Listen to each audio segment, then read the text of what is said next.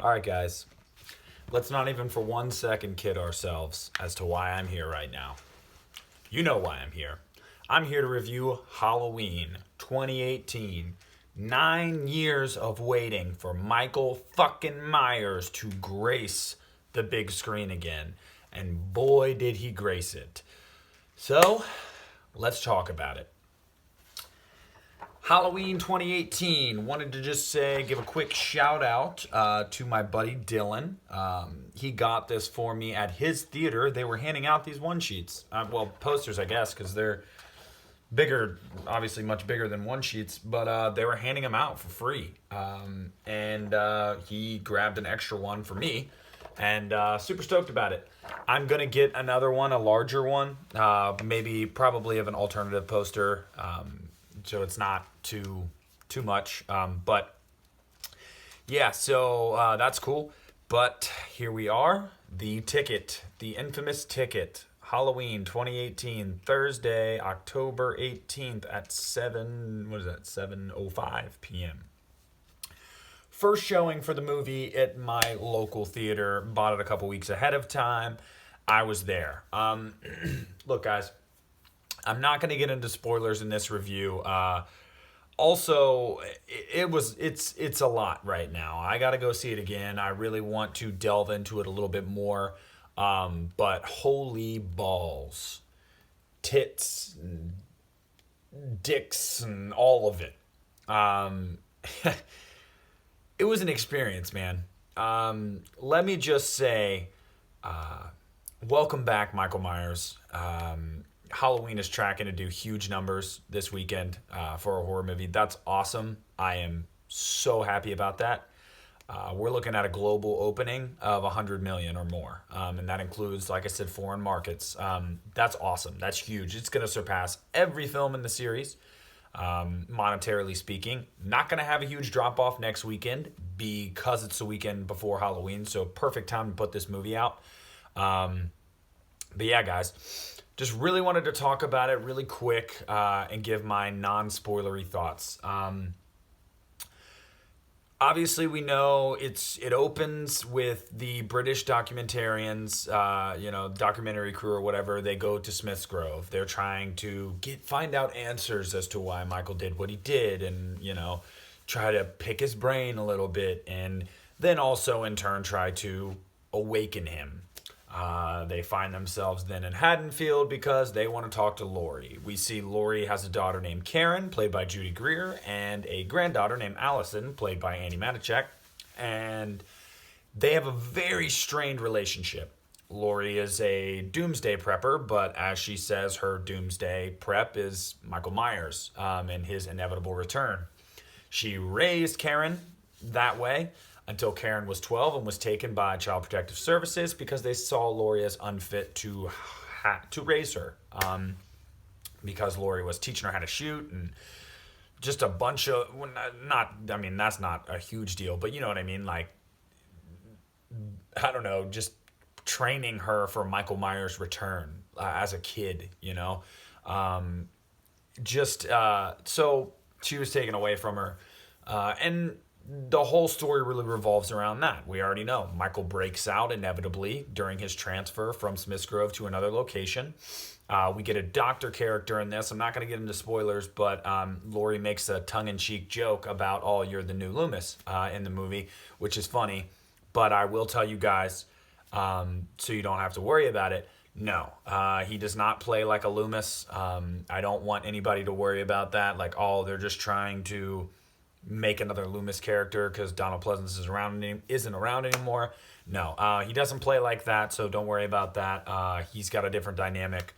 But Michael breaks out and gets to Haddonfield, and havoc ensues, and people are dying, and crosses paths with Laurie, and Laurie is waiting.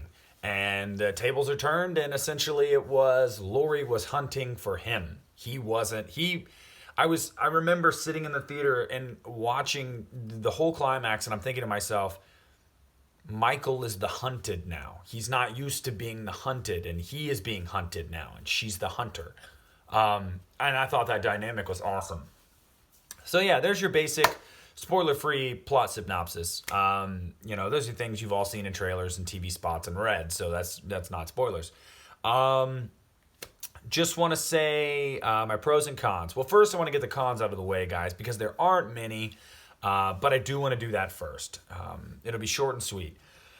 Some of the teenage characters just didn't really care for. I didn't care for the guy Dave. I thought he was just, I don't know. I thought his character had no substance. He was just there as cannon fodder. He served pretty much no purpose to the story, and he was just kind of like embracing the role of being the big bumbling idiot, essentially, that, didn't know his head from his ass. Sorry, my kitten's attacking me. Go away. What else? I don't know. I didn't. I felt like the pacing in the first half of the movie was weird at times. It flowed really weird at times. There was definitely some pacing issues, and you could tell it was probably due to editing in the first half of the movie. Just some weird pacing, some weird flow, some contrasts and tone from one scene to another, or in the middle of a scene, the tone would kind of change a little bit.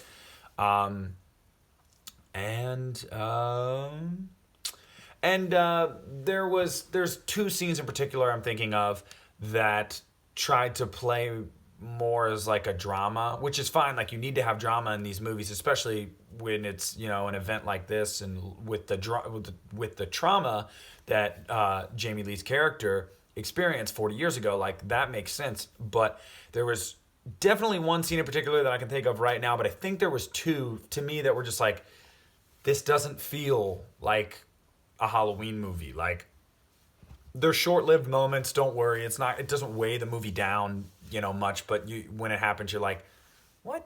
So I don't know. Maybe those are minor gripes. And again, I have to watch it again to really get more into it. But those are really my cons, guys. Not big.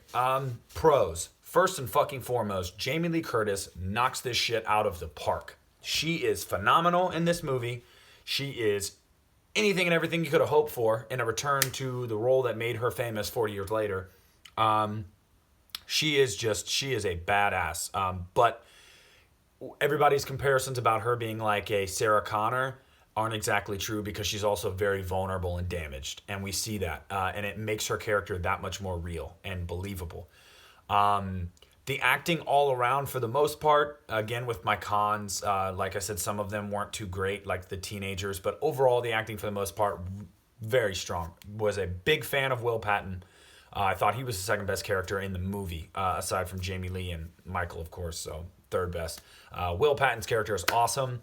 The little kid, Julian, he's hilarious. Everybody's been talking about him. Andy Matichak did a fine job. Judy Greer did an awesome... I really like Judy Greer in this movie. I felt like she really fit this role. I definitely like Judy Greer in this movie.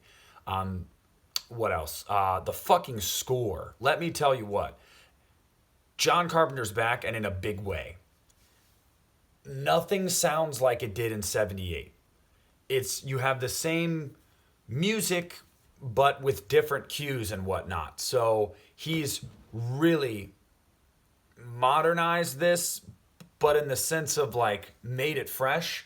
But you've got the synth, you've got just some, I don't even know, man. It creates the atmosphere. There is a scene when Michael is chasing Andy Matichak's character, Allison, and the soundtrack, the music in that scene is incredible. It's probably my favorite cue in the entire movie. It is incredible. But overall, like all around, the score, on point. Fantastic job by John Carpenter and Cody Carpenter. Fantastic job. What else? The kills. Oh yeah, on point. There are some on-screen kills that are very unique, things you have not seen in a Halloween movie before, or to that extent. And there is a moment in the movie, probably about a half hour in, where maybe a little longer than that, but there's a moment, and if you've seen it, you know what I'm talking about, where as soon as this kill happens, you're like, oh, Michael's not fucking around this time. Like, this is real. Like, he's back to his roots of just brutal killing for fun, for sport. Because it's all he knows. But yeah, some just very inventive ones. The cinematography was great. There is a scene having to do with motion lights, which was fantastic. The whole bushcraft scene, beautifully lit and shot. The whole climax, very, very, very, very, very, very, very, for like the 10th time, very beautiful. Shot beautifully. There is a lot of suspense in certain parts of this movie. It's not palpable the whole time. I'm not going to sit here and lie and be like, there's just this overwhelming existential dread throughout the movie. No, there are breaks in it, definitely. But the times where it's trying to, especially like the last 20 minutes of the movie, it reminded me of the original Halloween. The original Halloween, from the moment Laurie is walking out of the Doyle house over to the Wallace house to check on Annie and Linda, from that moment on, that movie is just ramped up to 11. And that's how this movie is. The climax is ramped up to 11. You're on the edge of your seat. It's awesome. It is a very, very, very, very, very good ending. Ending sequence. Although, the very end, also another little con. The very end of the movie could have used some work, in my opinion. But that's just my opinion. But the whole climax leading up to it is fantastic. What else, guys? There was a lot. The atmosphere, nailed it. I've seen some reviews saying that the atmosphere wasn't all there. I don't know what you're talking about. There's decorations everywhere. There are trick-or-treaters everywhere. There are leaves everywhere. You can see everyone's breath when they're talking, so you know it's cold outside. Just little things like that throughout the movie the atmosphere is just there. It is. It really is just there. Loved it. Felt like Halloween. Felt like fall, for sure. What else? Wow. And all the nods and the callbacks throughout the movies. Let me just say, most of the nods and callbacks are to Halloween and Halloween 2. There's obviously the Silver Shamrock masks in there. And I'm sure there's a couple things here and there. The very ending is kind of reminiscent of one of them in a little way. If you've seen it, you know what I'm talking about. But most of the nods and callbacks are to the original and Halloween 2. And there is a scene during the climax that is a direct nod to the original, but it's a role reversal. And dude, it's incredible. It was fantastic. When it happened, I was like, that's awesome. So yeah, that's cool. It never got in the way. Like, it was never like, oh, this is so forced. I'm sorry, guys. This little guy just doesn't want to stop running around like crazy. It never felt like it got in the way. Like, it never was like, oh, come on, like, now you're reaching. Never felt like that to me. It was great. I talked about the suspense. I talked about the kills. I talked about the acting. I talked about, and the story. The story is very strong.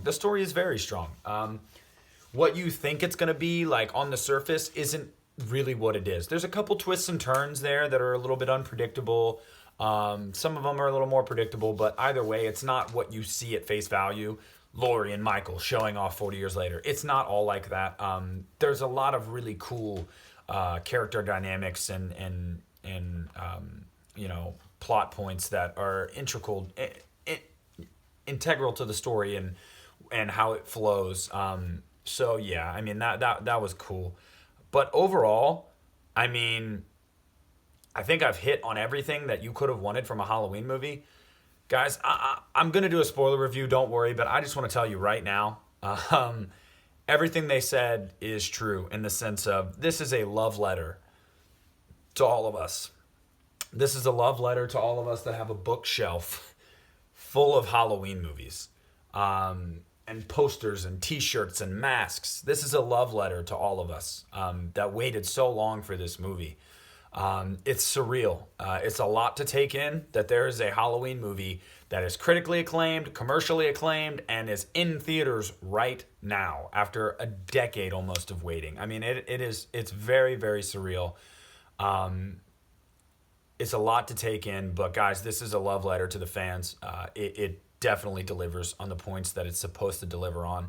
It is not perfect by any stretch of the imagination, but in my opinion, this is the best sequel to the original Halloween.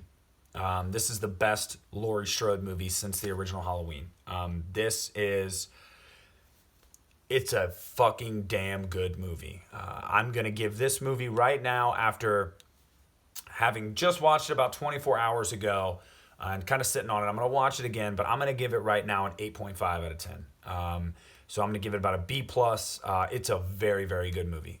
It was definitely worth the wait, guys. And if you have not seen it yet, watch it. Watch it again. Take your friends, take your mom, take your dog, take everyone.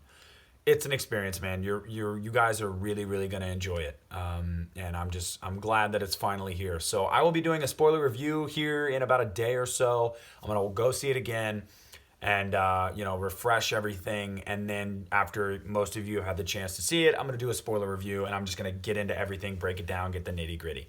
But yeah, guys, overall, Halloween, it hits. It was worth the wait. It's a fantastic movie.